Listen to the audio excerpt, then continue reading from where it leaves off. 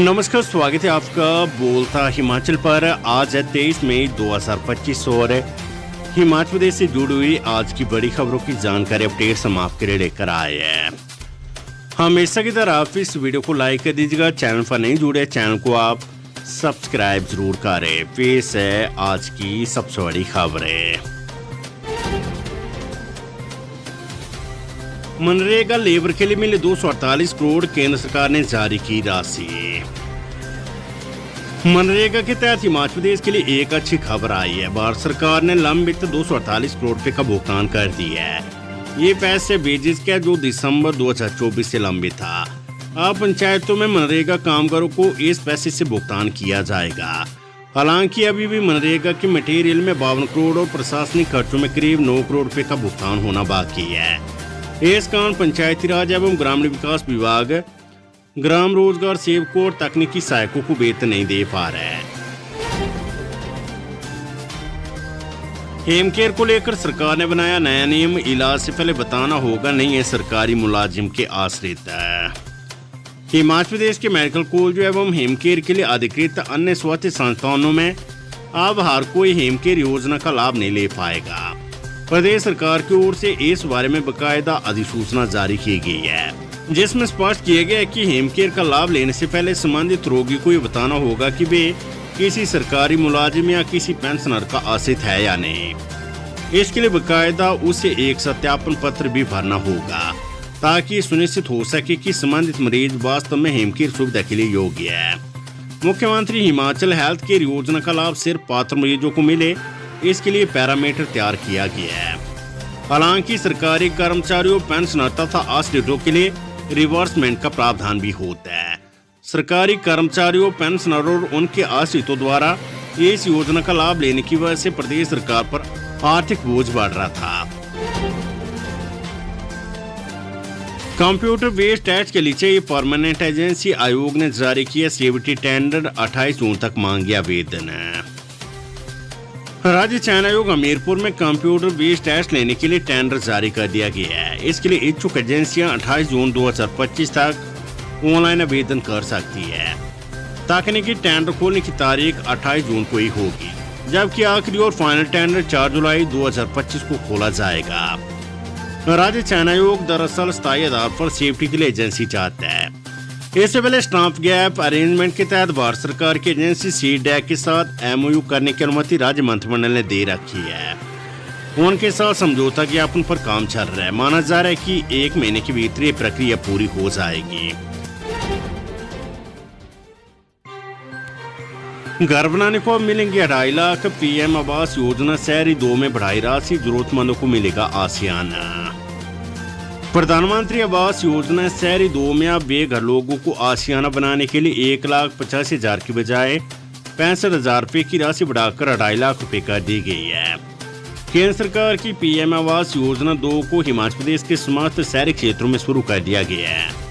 इसके लिए आवेदन प्रक्रिया शुरू कर दी गई है, जिसमें पहले चरण के आवेदकों की सूची जून माह के पहली सप्ताह में केंद्र सरकार को सहमति के लिए भेजी जाएगी। इसमें राशि बढ़ाने के साथ ही बेघर लोगों को शहरी क्षेत्र में स्वयं की भूमि होना भी अनिवार्य किया गया है। इसके बाद आवेदनकर्ताओं को 4 किस्तों में 2.5 लाख रुपए की राशि जारी की जाएगी। केंद्रीय स्वास्थ्य मंत्री जेपी नड्डा से मिले सीएम सुख को कैंसर केयर सेंटर के लिए केंद्र से मांगा सहयोग। मुख्यमंत्री सुखविंदर सिंह सुक्खू ने नई दिल्ली में केंद्रीय स्वास्थ्य एवं परिवार कल्याण मंत्री जयप्रकाश नड्डा से भेंट की। उन्होंने हिमाचल प्रदेश में स्वास्थ्य क्षेत्र को सुदृढ़ बनाने के लिए आवश्यक सहायता के बारे में अवगत करवाया। बैठक के दौरान आयुष्मान भारत राष्ट्रीय स्वास्थ्य मिशन के क्रियान्वयन और प्रगति व स्वास्थ्य अधोसंरचना के निर्माण पर विस्तृत चर्चा की गई। मुख्यमंत्री ने कैंसर केयर सेंटर के लिए केंद्र से सहयोग तथा राज्य में मरीजों को बेहतर उपचार उपलब्ध करवाने के लिए अस्पतालों में नवीनतम चिकित्सा तकनीक और आधुनिक उपकरणों के लिए आग्रह किया है। उन्होंने पहाड़ी राज्यों की कठिन भौगोलिक स्थिति को ध्यान में रखते हुए विभिन्न योजनाओं के मापदंडों में ढील देने का भी आग्रह किया है तथा लंबित धनराशि जारी करने की मांग की है। जेपी नड्डा ने कहा कि हिमाचल प्रदेश के हितों की रक्षा की जाएगी। उन्होंने राज्य को पूर्ण सहयोग का आश्वासन दिया है। हिमाचल के 49 और अस्पतालों में शुरू होगी डायलिसिस की सुविधा। 45 करोड़ रुपए होंगे खर्च। हिमाचल प्रदेश के 49 और स्वास्थ्य संस्थानों में डायलिसिस यूनिट की सुविधा शुरू होने जा रही है। प्रदेश सचिवालय शिमला में स्वास्थ्य विभाग के अधिकारियों की इस पर बैठक हो चुकी है। देश में डायलिसिस चिकित्सा सुविधा शुरू करने के लिए जगह उपलब्ध कराने को कहा गया है। अभी हिमाचल के 20 स्वास्थ्य संस्थानों में सुविधा उपलब्ध है। अब 49 और अस्पतालों में 45 करोड़ रुपए की लागत से डायलिसिस यूनिट स्थापित किए जाने हैं। स्वास्थ्य सचिव एम सुधा देवी ने संबंधित अस्पताल प्रशासन को जगह उपलब्ध कराने के निर्देश दिए हैं। दिल्ली में 2 केंद्रीय मंत्रियों से मिले सीएम सुक्कू हिमाचल के विकास और हितों को लेकर हुई अहम चर्चा। मुख्यमंत्री सुखविंदर सिंह सुक्कू ने वीरवार को नई दिल्ली में केंद्रीय जल शक्ति मंत्री CR पाटिल और केंद्रीय स्वास्थ्य मंत्री जगप्रकाश नड्डा से मुलाकात कर हिमाचल प्रदेश के विकास और हितों को लेकर महत्वपूर्ण मुद्दे उठाए। केंद्रीय जल शक्ति मंत्री के साथ बैठक में मुख्यमंत्री सुक्कू ने किसाऊ जल विद्युत परियोजना के वित्तपोषण और हिमाचल के अधिकारों पर जोर दिया। उन्होंने कहा कि इस परियोजना की पूरी लागत भारत सरकार या मुख्य लाभार्थी राज्यों दिल्ली, हरियाणा, उत्तर प्रदेश और राजस्थान को वहन करनी चाहिए। साथ ही रेणुका बांध परियोजना में स्थानीय क्षेत्र विकास निधि और निःशुल्क बिजली घटक पर भी विचार करने का आग्रह किया। मुख्यमंत्री ने जल विद्युत परियोजनाओं को राष्ट्र निर्माण में अहम बताते हुए पर्यावरण और सामाजिक मूल्यों का ध्यान रखते हुए उचित मुआवजा देने की भी मांग की। साथ ही जल जीवन मिशन के तहत लंबित राशि को जल्द जारी करने का आग्रह किया है, जिस पर केंद्रीय मंत्री ने हर संभव सहायता देने का आश्वासन दिया है। बेमन नेगी की मौत मामले में कार्यवाही शिमला के ASI पर FIR क्यों फॉर्मेट की पेन ड्राइव जांच में जुटी police. Himachal Pradesh power corporation के चीफ इंजीनियर बेमन नेगी की मौत के मामले में शिमला पुलिस की SIT ने सदर पुलिस थाना शिमला के ASI पंकज को भी FIR में नामजद किया है। इसके अलावा बिलासपुर के एक होमगार्ड जवान से भी पुलिस की SIT पूछताछ कर रही है। बेमन नेगी की मौत मामले में पेन ड्राइव छिपाने के बाद ASI पंकज की भूमिका पर भी सवाल उठने लगे हैं। ASI पंकज को ये पेन ड्राइव बेमन नेगी के साहब के पास मिली थी। हिमाचल हाईकोर्ट में बीते बुधवार को SP शिमला और DGP की तरफ से पेश की गई रिपोर्ट के बाद बड़े खुलासे हो रहे हैं। इस मामले में शिमला पुलिस की सदर थाने की ASI पंकज की भूमिका पर सवाल उठ रहे हैं। बेमन नेगी की मौत के बाद अब सवाल उठ रहे कि मौके पर मौजूद एक मछुआरे ने इसका वीडियो बना लिया था, जैसी बातें सामने आई है। हैरानी की बात यह कि DGP ने अपनी जांच रिपोर्ट में ASI पंकज पर गंभीर सवाल उठाए हैं। पांवटा साहिब में बिजली विभाग के 2 जज सहित 4 कर्मियों पर टूट पड़ी लोगों की भीड़, मारपीट का वीडियो वायरल है। जिला सिरमौर के विद्युत मंडल पांवटा साहिब के उपमंडल पुरुवाला में बिजली बोर्ड के 2 जज सहित 4 कर्मियों से मारपीट का मामला सामने आया है। लोगों की भीड़ ने कर्मियों के कपड़े भी फाड़ दिए। इस मारपीट में कर्मियों को चोटें भी आई है। इस पूरी घटना का वीडियो सोशल मीडिया पर जमकर वायरल हो रहा है। ऊना के क्लो वैली में कार सवार से 484 ग्राम चिट्टा बरामद, बिलासपुर के 2 युवक गिरफ्तार है। गगरेट पुलिस ने 2 युवकों को हेरोइन चिट्टा के साथ गिरफ्तार किया है। ये कार्यवाही पुराना आमरोड स्थित क्लो वैली क्षेत्र में की गई है, जहां दोनों आरोपी संदिग्ध हालत में एक कार में घूमते पाए गए।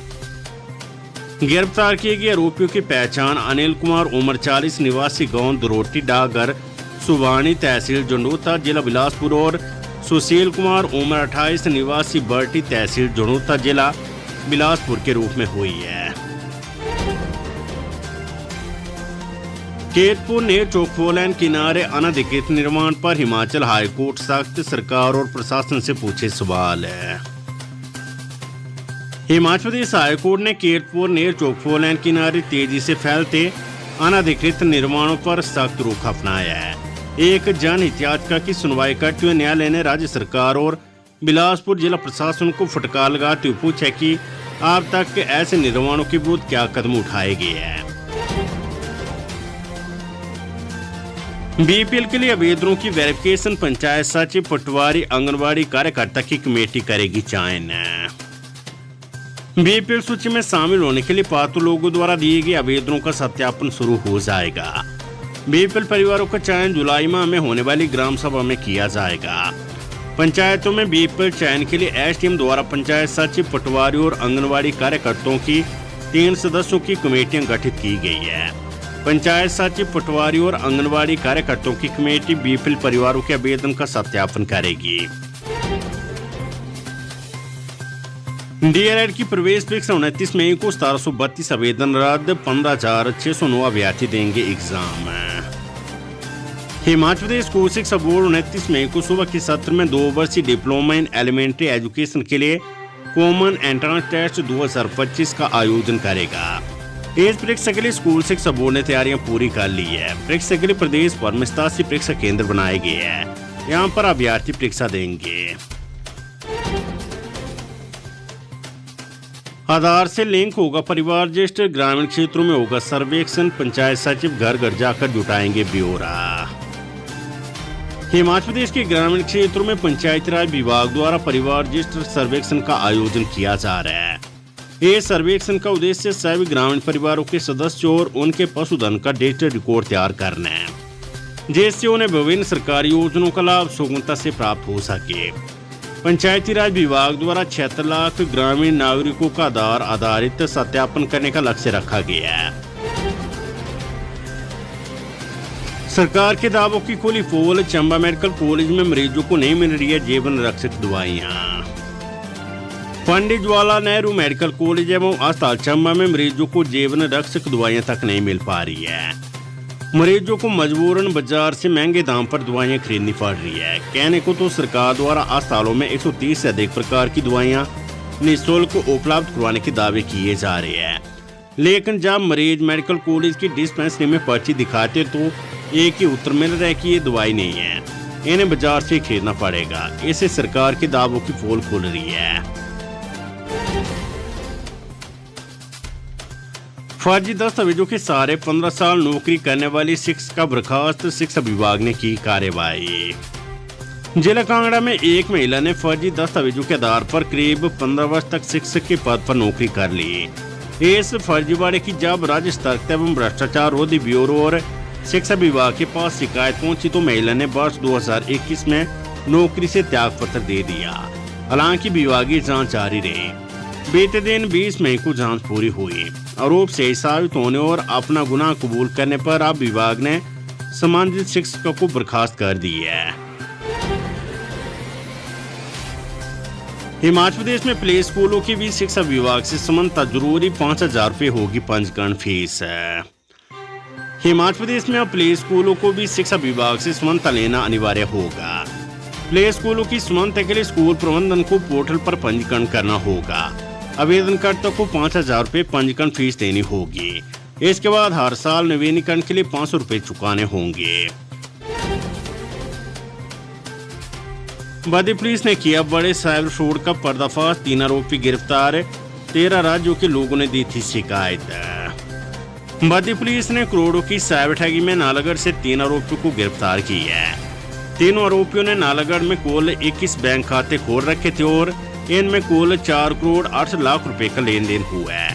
पुलिस ने इन संदिग्ध बैंक खातों को फ्रीज कर दिया है, साथ ही 5 मोबाइल नंबर और 3 ईमेल ब्लॉक कर दी है। पुलिस के अनुसार इनमें कई और आरोपी शामिल हो सकते हैं। पुलिस के अनुसार मामले में कुल 6 करोड़ 87 लाख रुपए की ठगी हुई है। इसमें बद्दी व नालागढ़ में स्थापित बैंकों से पैसों का लेन देन हुआ। ये लेन देन चेक, एटीएम, इंटरनेट बैंकिंग और बैंक वाउचर के माध्यम से हुआ है। इस पर 15 अप्रैल को नालागढ़ में मामला दर्ज किया गया। पुलिस ने अमृतपाल, फिरोज खान, जसप्रीत सिंह को गिरफ्तार किया है। हाइड्रो इंजीनियरिंग कॉलेज के प्राचार्य पर यौन उत्पीड़न का आरोप, धरने पर बैठे छात्र छात्राएं। राजकीय hydro engineering college Bandla Bilaspur की निदेशक कम प्राचार्य पर छात्रों के साथ यौन उत्पीड़न का आरोप लगा है। एक पूर्व छात्र की ओर से दी गई शिकायत की जानकारी मिलने के बाद वीरवार शाम करीब 6 बजे छात्र छात्राओं ने कॉलेज गेट पर प्राचार्य के खिलाफ धरना शुरू कर दिया और नारेबाजी की। उधर तकनीकी शिक्षा मंत्री राजेश त्रिमानी ने तकनीकी शिक्षा विभाग के निदेशक से पूरे मामले में 2 दिन में रिपोर्ट मांगी है। वेदर अपडेट, तेज हवाएं, ओलावृष्टि और बिजली की गर्जना से कांपेगा प्रदेश, 4 दिन का अलर्ट जारी। हिमाचल प्रदेश में एक बार फिर मौसम उग्र रूप धारण कर सकता है, जिसके लिए मौसम विभाग ने 2 दिन ऑरेंज अलर्ट और उसके बाद 2 दिन येलो अलर्ट जारी किया है। शुक्रवार को 5 जिलों कांगड़ा, मंडी, शिमला, सोलन और सिरमौर में 50 से 60 किलोमीटर प्रति घंटे की रफ्तार से तेज हवाएं, मेघ गर्जन, बिजली चमकने और ओलावृष्टि का ऑरेंज अलर्ट, जबकि शेष 7 जिलों में येलो अलर्ट जारी किया गया है। शनिवार को 6 जिलों में ऑरेंज व शेष 6 जिलों में येलो अलर्ट था। रविवार और सोमवार को येलो अलर्ट जारी किया गया है। ऑपरेशन सिंदूर के पोस्टर पर पीएम मोदी की फोटो पर बवाल, कांग्रेस ने भाजपा पर लगाए राजनीति चमकाने के आरोप। ऑपरेशन सिंदूर के एक पोस्टर में प्रधानमंत्री नरेंद्र मोदी की फोटो पर कांग्रेस ने मोर्चा खोल दिया है। हिमाचल प्रदेश में सरकार के 2 मंत्रियों ने पोस्टर पर सवाल उठाते हुए इसकी आलोचना की है तथा इसे सैनिकों के मनोबल को गिराने वाला करार दिया है। कांग्रेस के वरिष्ठ नेता एवं बागवानी व राष्ट्र मंत्री जगत सिंह नेगी ने भाजपा पर अपनी राजनीति चमकाने के लिए तिरंगा यात्रा निकालने और पोस्टर लगाने का आरोप लगाया है। उन्होंने कहा कि केवल राजनीति चमकाने के लिए पोस्टर में फोटो लगाना व यात्रा निकालना देश हित में नहीं है। वहीं लोक निर्माण मंत्री विक्रमादित्य सिंह ने भी पोस्टर पर प्रधानमंत्री मोदी के फोटो पर सवाल उठाया है तथा कहा है कि इससे जवानों का मनोबल गिरेगा। इसे लेकर उन्होंने सोशल मीडिया पर पोस्ट डाली है।